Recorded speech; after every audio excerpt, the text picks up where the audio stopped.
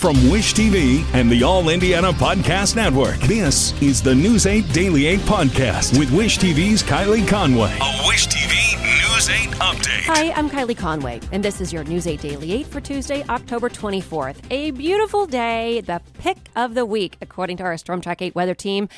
Going to have a little bit more cloud cover as the day moves on. Wind gusts about 20 miles per hour, but the temperatures are going to reach the mid-70s. Tonight, cloudy, breezy with lows around 60 degrees. In your Vote 2023, voters in Indianapolis now know more about the candidates for mayor because of last night's debate on Wish TV. Joe Hogsett and Jefferson Shreve faced questions on crucial issues, with public safety and crime at the forefront. The debate began with Joe Hogsett, the incumbent Democratic candidate for mayor, asserting that downtown Indianapolis is the safest neighborhood, backed by statistics and data. I believe that downtown is the safest neighborhood in all of Indianapolis. Statistics and data show that to be the case. However, Jefferson Shreve, the Republican candidate, countered that perception of too much crime, whether violent or petty, in the urban core is a significant concern. Perception is reality, but that perception is evidenced in the reality of too much crime, whether it be petty crime, violent crime in our urban core. The differing viewpoints at the stage for debate where both candidates shared their plans for addressing the city's public safety challenges. Last night, they talked about the housing problem as well. Some people far away are buying lots of houses in our city, coming from outside Indianapolis. Shreve says it's happening all over. That is a problem increasingly in neighborhoods, not just in our urban core, but in our townships as well. Healthy neighborhoods have a high percentage of individual home ownership, and so we want to discourage outside investors buying up big swaths of housing stock. Mayor Hogsett agreed that housing is a problem, and it's an important one. He mentioned that while he has been in charge, the city's been working with landlords and the Attorney General about the issue. Now, as far as out-of-state landlords, frankly, we have a good track record and a cooperative record with working with the Attorney General and citizens in apartment complexes throughout the state, holding out-of-state landlords who have pocketed monies that they have no business pocketing and not paying their water bills. Before you vote in the 2023 mayoral election, you can learn more on wishtv.com right now. You can vote early now, and Election Day is November 7th. And more from the debate, the challenger, Jefferson Shreve, and Hogsett faced questions about animal welfare in the city. Both say they have plans to improve services with a new shelter. I have been out to ACS in the past as a council member. Went out to take a look at the conditions out there on a public adoption day recently because I knew as a candidate I couldn't just nose around. And what I saw, thinking it would be a public-facing day, was just disastrous in terms of the conditions that the animals were living in. Shreve claims the city shelter needs to be able to take in more animals. Hogsett says construction on a new shelter has been problematic. We have the funding available to build a state-of-the-art new shelter. That has been in the works for some time. I'm frustrated that it is not already underway, but the site that was originally identified became problematic, and so we've had to delay the actual construction of that shelter a bit. Hogsett says during his administration, the city has seen the rate of animals adopted out or returned to their owners increased from 60 to nearly 90%. Indianapolis police announced this morning arrests in two deadly nighttime shootings. One happened on the east side in a neighborhood near 30th and Midhofer. IMPD says officers found a woman in a vehicle fatally wounded just before 10. Investigators say they have arrested a man in the case. No word yet on names or what led to the gunfire. The other shooting happened about an hour earlier on the far west side near 465 and Washington Street. Officers say they found a man shot to death outside an apartment building. Police say in that case, the shooter and victim knew each other, but IMPD isn't yet saying how. They say they have or will soon have a man in custody for that case, too. In Bunker Hill, Indiana, a woman is dead after a car crash at the intersection of US 31 and State Road 218 East. Indiana State Police say 51-year-old Travis Witt was driving northbound on US 31 just before 5 last evening. They say he drove through the intersection and hit 84-year-old Audrey Boyer's car. Police say Boyer died at the scene. Witt was flown to a Fort Wayne hospital. Authorities do not believe drugs or alcohol played a role. And a woman has died after a crash in Noblesville. It happened yesterday morning on State Road 37 between 191st Street and Promise Road. Police say Nicole Townley crossed from the northbound lanes into southbound traffic and hit another car head-on, killing Townley. Investigators say the other driver was stable after a flight to the hospital. The wreck shut down 37 for several hours. A car crashed into a building on the northwest side. It happened yesterday around 5 at Abney Lake Apartments. It's near 38th Street and Guyon Road. According to IFD, a car hit the apartment building on Sherburne Circle before crashing into a tree near the building. Witnesses told our crew that the car appeared to drive into the building intentionally. An IT mate is looking into a fast food firing. A woman in Kokomo says she lost her job at Taco Bell over a photo of a haircut.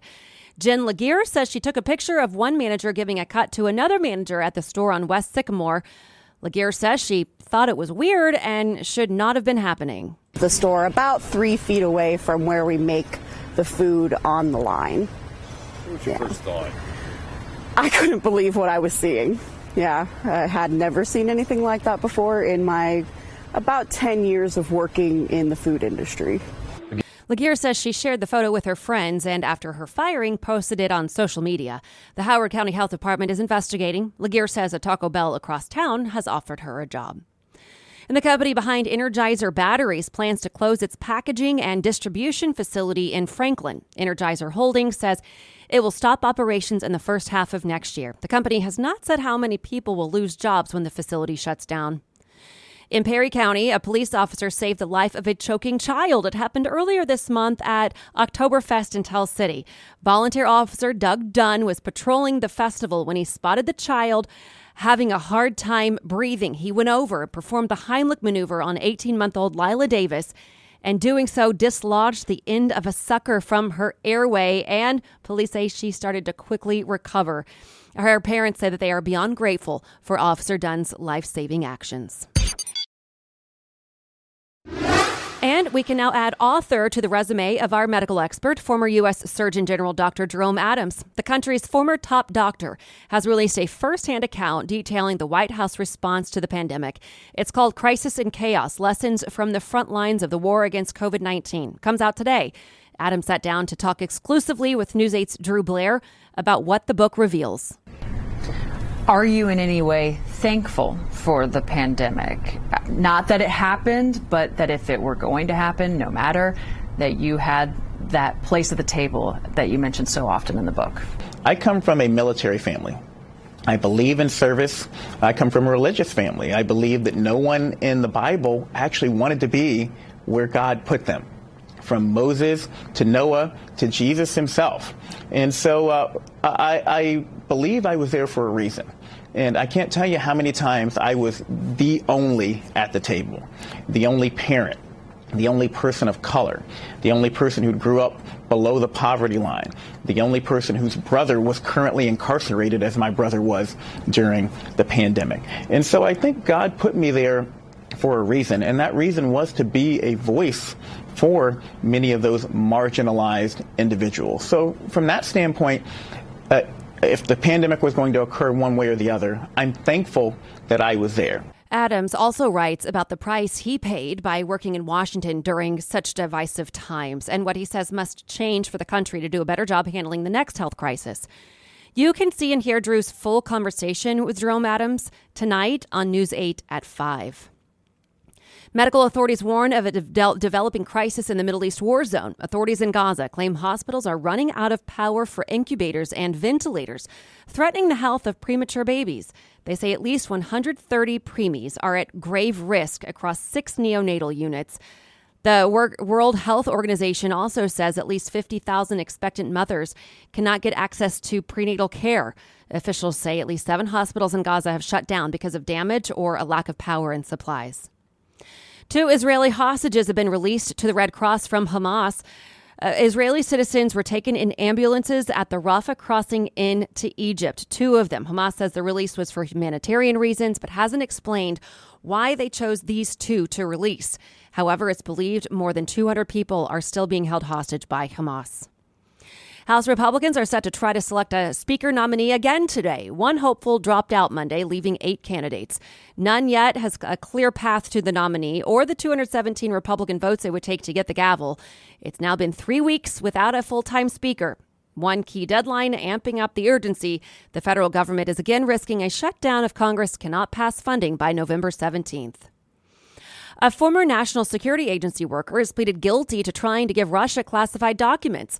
Sebastian Dalkey could go to prison for life for sending the documents to an undercover FBI agent who was posing as a Russian Foreign Intelligence Service agent in exchange for $85,000. Prosecutors agreed to not ask for more than 22 years in prison when he's sentenced in April, but the judge will ultimately decide his fate. Nearly 7,000 UAW workers joined the picket lines Monday. 6,800 employees are on the picket lines now at Ram Truck facility in Michigan. The union says this is the automaker's largest and biggest moneymaker, but they have the worst proposal on the table. However, as the strike enters week 6, some workers are now wondering if their leader, Shawn Fain, has an endgame to bring the strikes to a close. What began as 7,000 workers at one factory of each plant striking has expanded to 34,000 at 6 plants and 38 parts warehouses. The motor companies have offered to raise pay by 23% over 4 years, restore cost of living pay increases, and end lower wage tiers for many workers. And the federal government has chosen Indiana as one of more than 24 tech hubs across the country. The Biden administration is designating 31 tech hubs around the country to spur innovation and create jobs. Indiana's hub is the Heartland BioWorks. The announcement was made yesterday by the Bloomington-based Research Institute. The designation means the hub can compete for up to $75 million in grants. The Heartland BioWorks says they'll be using the grant to make Central Indiana a leader in biotechnology and biomanufacturing. Blink-182 is coming to Indianapolis next summer. The band booked Gainbridge Fieldhouse for August 2nd as part of a tour dubbed One More Time. The band recently released new music for the first time in 10 years. Tickets go on sale Friday morning at 10.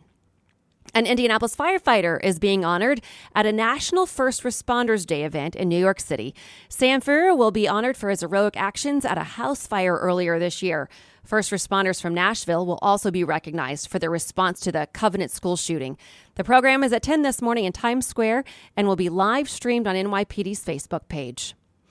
And to business headlines, the federal government's interest payments are at a record high and among the country's largest annual expenditures. Because the federal government spends more than it collects in tax revenue, the Treasury Department issues new debt to cover the rest of its payment obligations. That debt must be repaid with interest, costs that grow as the debt grows and interest rates rise. This year's sum was almost twice as much as 2 years ago. It's now 52% more expensive to buy a home than to rent one because of climbing mortgage rates.